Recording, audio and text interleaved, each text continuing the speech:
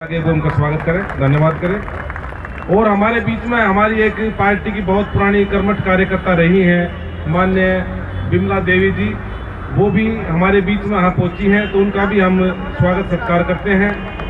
और हमारे साथी हैं, मैं नाम लेना भूल गया, जनकपुरी विधानसभा से जनकपुरी वार्ड के अमर सिंह जी, मैं उनका भी बहुत बहुत धन्यवाद करता हूँ इस कार्यक्रम में पधारने के लिए।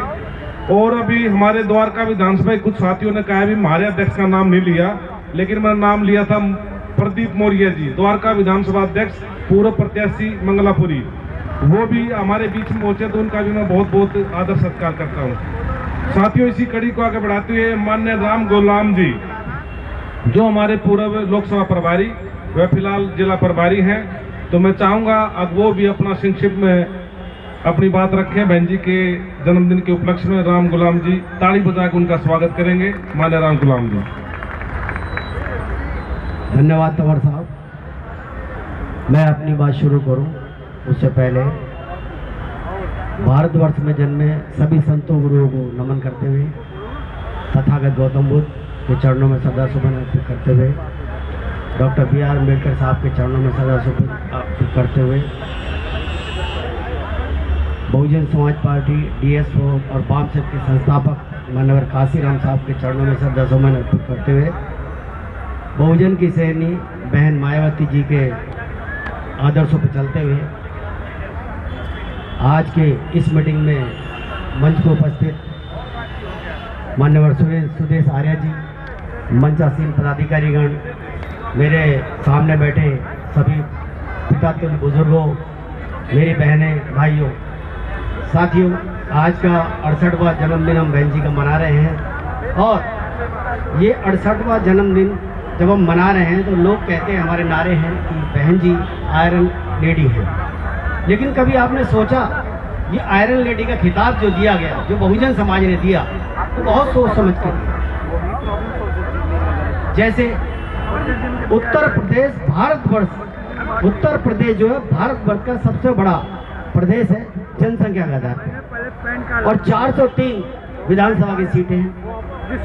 आज तक जितने भी मुख्यमंत्रियों ने शासन किया, बहन जी को छोड़कर किसी के भी शासन, सभी के शासनकाल में कहीं ना कहीं दंगा फसाद हुआ, लेकिन बहन जी के शासनकाल में 4 दफे जब वो मुख्यमंत्री बनी तो एक भी दफे दंगा फसाद नहीं हुआ।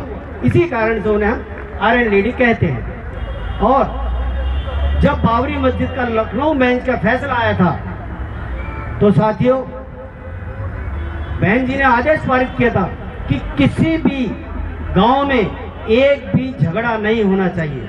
और ये रिकॉर्ड है कि उस वक्त एक भी गांव में उत्तर प्रदेश के 2010 में जो फैसला आया था, एक भी कोई भी दंगा फसाद कोई नहीं हुआ। इसीलिए बहन जी को आयरन लेडी कहा जाता है। और हम लोग किस चीज़ के पीछे भाग रहे हैं? हम लोग उस चीज़ के भाग रहे हैं पीछे।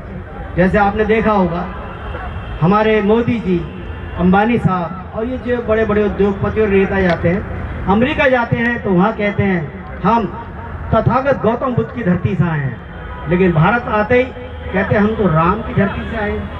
ये दोगलापन देखिएगा, और हम लोगों को समझना है इस बात के लिए।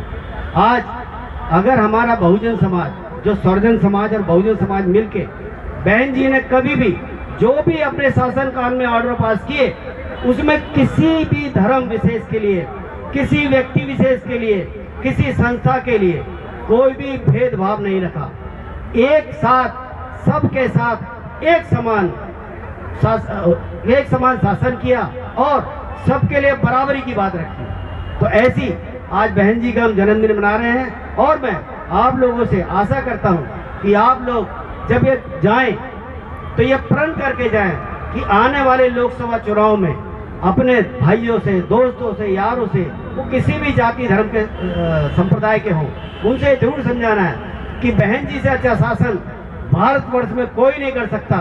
तो साथियों, आने वाले लोकसभा चुनाव में प्रयास करना और कोशिश करना कि आप लोग बहन जी को इस बार प्रधानमंत्री बनाओ, और इस देश को, जैसे हम लोग कहते हैं पूर्व में भारत हमारा सोने की चिड़िया था, तो बहन जी का शासनकाल आया तो एक दिन भारतवर्ष जरूर सोने की चिड़िया कहलाएगा।